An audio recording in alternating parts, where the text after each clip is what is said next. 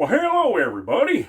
This is Jamie the Board Game Man. In today's episode, we're gold prospecting. That's right, we're going to get some gold. This game's by Ravensburger, came out in 1988, ages 8 and up, and we need 3 to 6 prospectors in order to play the game. It's called Eureka. Now you might have seen another portion of this game. It's called Gold. It's the same identical game. Same thing. In this game, you're gold prospecting, but you gotta watch out for other players trying to steal your gold, and there's also some robbers out there too. So you gotta keep your head on a swivel and make sure that you get all your gold and maybe all your captured robbers back to your house before the train comes in. Because if you don't, then whatever stuff you got on your person doesn't count in the game when the train comes rolling in.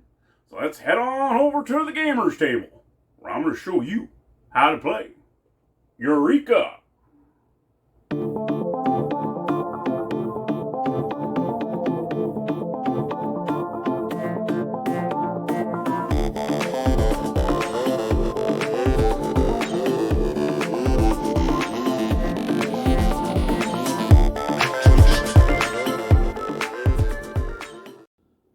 All right, everybody, here we are at the gaming table with Eureka by Ravensburger. Let's take a look. All right, so here we are with the game board. Then you also have your 6 meeples. These are your gold prospectors. You have 6 different colors.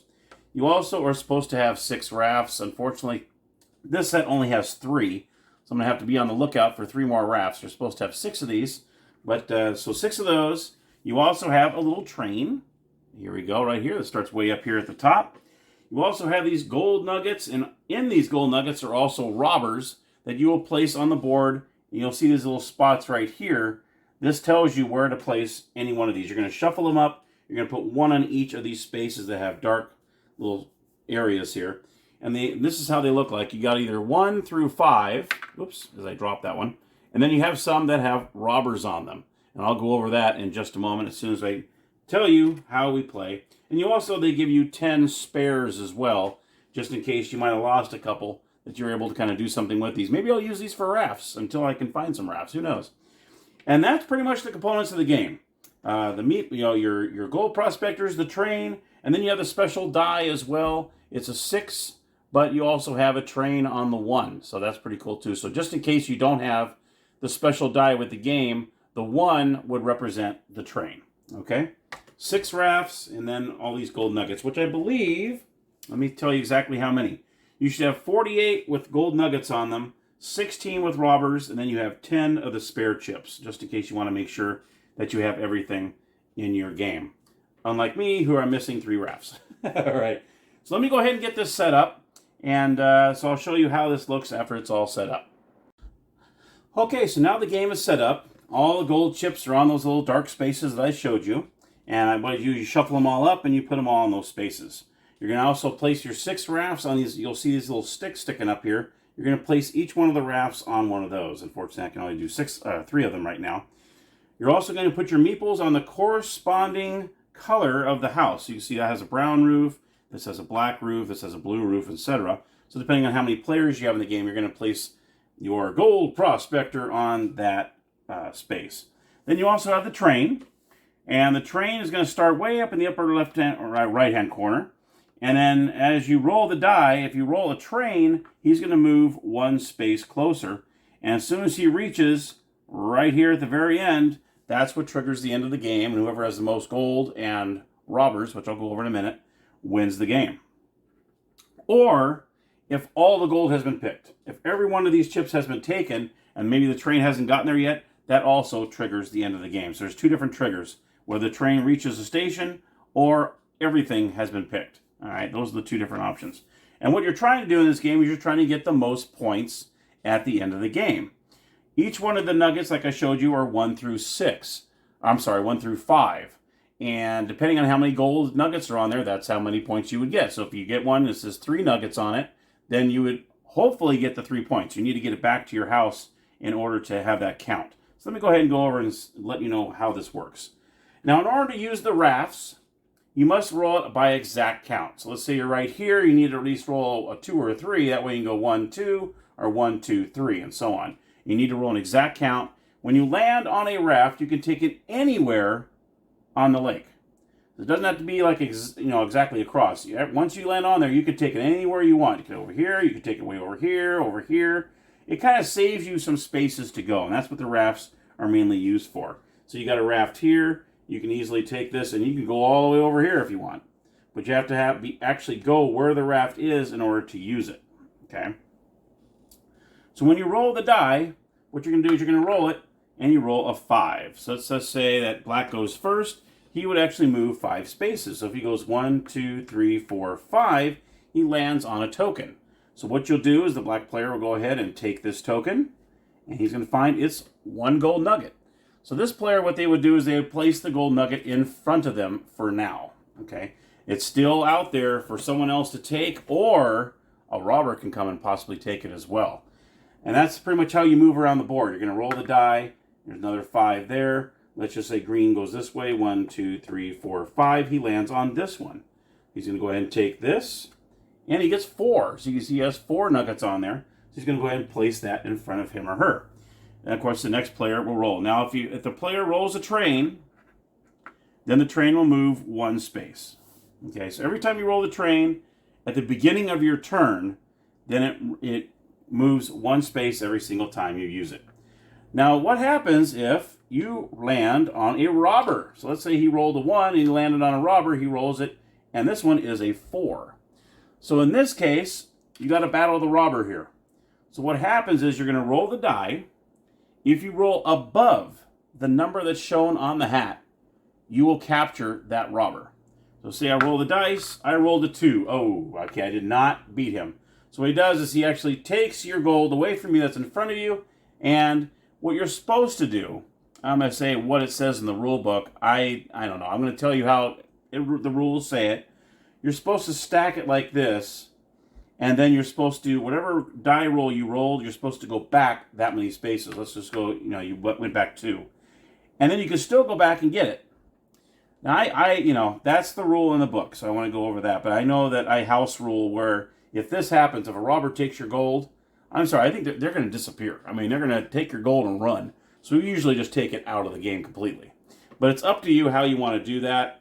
But the rule book does say if you do not take care of the robber, then you just stack the gold, how many gold you had here, you stack it with the robber on top, and then anybody else or yourself can actually go back and try to take that. So it's totally up to you how you want to do that. Then, of course, you have to go after the robber again. You have to roll a 5 or 6 in order to beat him. If you tie him, then you must roll again. So you're just going to roll again until you either beat him or he defeats you and takes what you have. So that's pretty much how that works. If you're going after the robber and you roll a 1, the train does not count because this is you're trying to battle the robber. So this would only count as a 1, not a train movement. Also, if another robber, say, you're on, say that, let's see, say you're over here and another player lands on your space, all right? The attacker gets to roll first. So it's just almost like a robber, where each one of you is going to roll the die. Whoever has the highest roll will take the other person's gold and or captured robbers, all right? And that's how that works. And the same thing applies where if you roll a 1 when you're battling each other, it does not count towards train movement. It's only at the beginning of your turn when you roll, then that's when, if you roll the train, then it moves 1 space, all right? So that's how that works. When you're battling each other, it's pretty much just a battle of the roll, whoever gets the highest, all right, and so on. 1 player at a time can be on the raft. You cannot have multiple players on the raft. Of course, wherever you take the raft, you need to go back to that space in order to use that raft to go anywhere else. All right, that's how that works.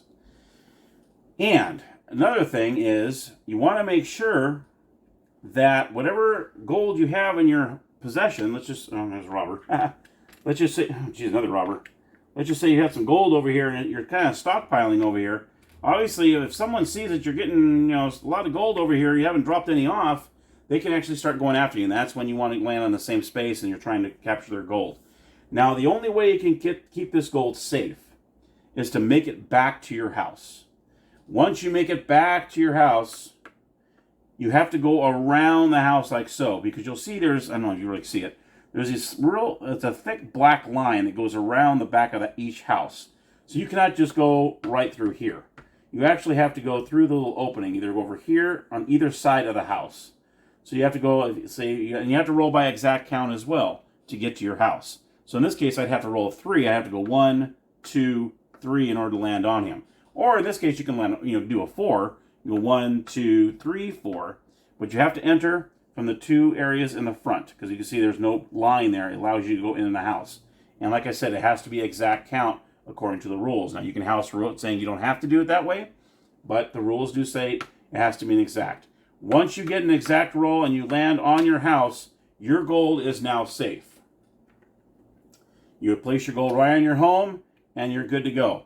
Don't worry, the sheriff in town has really good security there, and your gold will be safe in your house. So once you drop it off in the house, as long as the train has not entered the station, you have pretty much banked those points. They are good to go. Like I said, once the train reaches the station, that triggers the end of the game. That is it. If you still have gold, like say this player still had some gold in their possession over here. Say this was the black player over here. They were still out and about. They were trying to make it back, and the train made it to the station. You forfeit this gold. You do not make it back to your house in time, and that will not count. Anything that is in your house at the time when the train pulls up, that's when you win the game. And whoever has the most gold by the time the train either reaches the station or every single one of these gold chips and robber chips have been taken, you win the game. That ends the game as well. Also with the robbers, if you roll a higher number than this robber, like say for instance you rolled a 5 or a 6, you would capture this robber. And if you end up capturing the robber and getting him back to your house, say Black came over and actually banked this and then came back over, you get 2 points for every robber that you were able to capture. So that's 2 points for each robber, okay? And that, my friends, is Gold / Eureka. Whatever version you have, and like I said in the intro, it's the same exact game. All right, let's head on over to the game room, and I'll give you my final thoughts. All right, so my final thoughts on Eureka. What a great, great vintage game. If you can find it, or Gold, it's the same name as Eureka. Great little game, especially for a vintage game. I mean, this is a lot of fun. I would love to play this game with 6 players. Can you imagine playing this thing with 6 players? All these prospectors out there bumping into each other, trying to steal each other's gold, or take their I keep wanting to say bandits. I think bandits is a better word than robbers. Trying to take their robbers from and trying to get back to their house. And once you drop them off there, they're safe. I think 6 players would be really crazy, because I believe it's a 3 to 6 player game. Yeah, 3 to 6 players. I think it'd be a blast to have 6 out there. And who knows, maybe everything will be picked up by the time the train gets there. I don't know, you never know. So it's 6 players out there.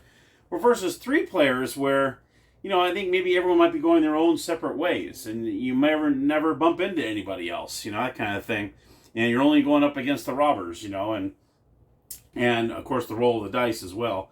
But other than that, I think it's a great game. I think it's really cool, really fun, very light, and you probably have some laughs too, especially when you turn over a robber like, okay, you're going to lose what you got, that kind of thing. I think it'd be a lot of fun to kind of talk smack to each other when someone gets a robber, see if they, if the robber's going to take their gold from them or not. I think that'd be great. So, but yeah, anyway, I highly recommend Eureka. Let's break out that thumb meter. Let's give it a thumbs up. Yeah, there it is. And that is my review of Eureka / Gold, whichever version you have. Thank you so much for watching as always. I always appreciate all of your support out there. And until next time, everybody, happy gaming.